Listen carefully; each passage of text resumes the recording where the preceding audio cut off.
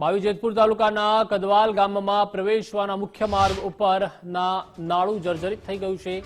નાળા નીચે સળિયા દેખાવા લાગતા જનતાને ભય સતાવી રહ્યો છે, તો બીજી તરફ નાળાની બાજુમાં તંત્ર દ્વારા આપવામાં આવેલ ડાયવર્ઝન પણ ધોવાઈ જતા લોકો જીવના જોખમે નાળા ઉપરથી અવરજવર કરી રહ્યા છે।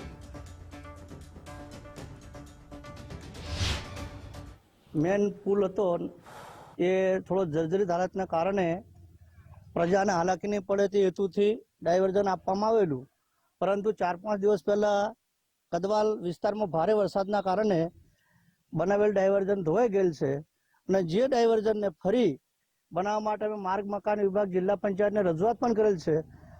ટૂંક સમયમાં એ બની પણ જશે, પરંતુ આ જે માવી જેતપુર કદવાલના 2 પુલ માનનીય ધારાસભ્યશ્રીએ ફેબ્રુઆરી મહિનામાં આના જોબ નંબર લઈ આવેલ છે, ટેન્ડરે થઈ ગયેલ છે, પણ ચોમાસું નજીકમાં આવી જતા આ કામ અટકેલું છે। ચોમાસું પૂર્ણ થતાની સાથે જ આ કામ શરૂ થવાનું છે। 1985 સાલનું નાળું બનેલું છે મેન રોડ પર, અને એ નાળાની જે પ્રક્રિયા કરવાની હતી અને એ એમના મંજૂર કરવા માટે અમારા ડોક્યુમેન્ટ કે અમારે જે દરખાસ્ત મોકલેલ તે મંજૂર પણ થઈ ગયું છે, પણ આ 2 વર્ષથી જે ડાયવર્ઝન બનાવેલું છે તે 2 વર્ષમાં ધોવાઈ ગયેલ છે।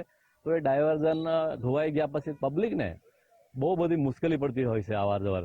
તો ડાયવર્ઝન તો ભલે, પણ આ પુલનું કામ વહેલી તકે પૂર્ણ થાય એવી આશા અને અપેક્ષા રાખેલ છે। તો ઉપર ડુંગરા પર રહેવાવાળી ચાલી 1-2 કિલોમીટર દૂરથી આવે છે આ લોકો, બરોબર। આ પુલના કારણે રોકાઈ જાય છે, ગાડી મારી વહેલી નીકળી જાય છે, કદાચ લેટ પડું એ માણસને કંપની લેતા નથી। હવે એ કંપની રોકાઈ જાય છે, એવા 20 જણા આવે એવા 30 જણા મારા બાકી રહી જાય છે 25 પુલના કારણે।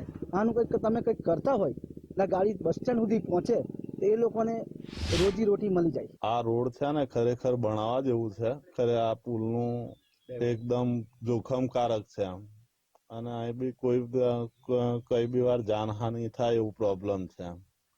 તો વહેલી તકે બને તો સારું, પ્રજાનું માંગ છે આમ, નહીં તો કોઈ બી દિવસ કોઈ મોટું અકસ્માત થાય એવી પરિસ્થિતિ છે અહીંયા। છોટાઉદેપુર ગુજરાત ફર્સ્ટની ટીમ પહોંચી છે માવી જેતપુર તાલુકાના કદવાલ ગામે।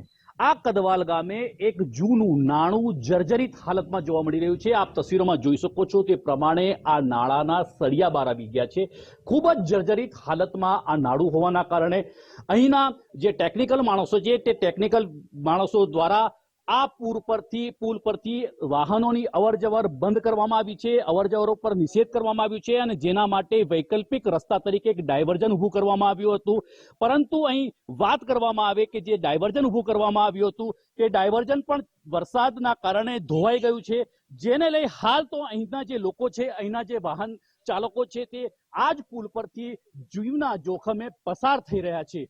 જો કે જવાબદારો જણાવી રહ્યા છે તે પ્રમાણે આ પુલ મંજૂર થઈ ગયું છે, પરંતુ હાલની જે મૂળ સમસ્યા છે, સૌથી ગંભીર સમસ્યા એ છે કે આ જે ડાયવર્ઝન ધોવાઈ જવાના કારણે અહીંથી જે વાહન ચાલકો છે તે જીવના જોખમે આ પુલ પરથી પસાર થઈ રહ્યા છે, ત્યારે તંત્ર દ્વારા વહેલી તકે આ ડાયવર્ઝનને રિપેરિંગ કરવામાં આવે તેવી અહીંના લોકો માંગ કરી રહ્યા છે। તૌફિક શેખ, ગુજરાત ફર્સ્ટ, છોટા ઉદેપુર।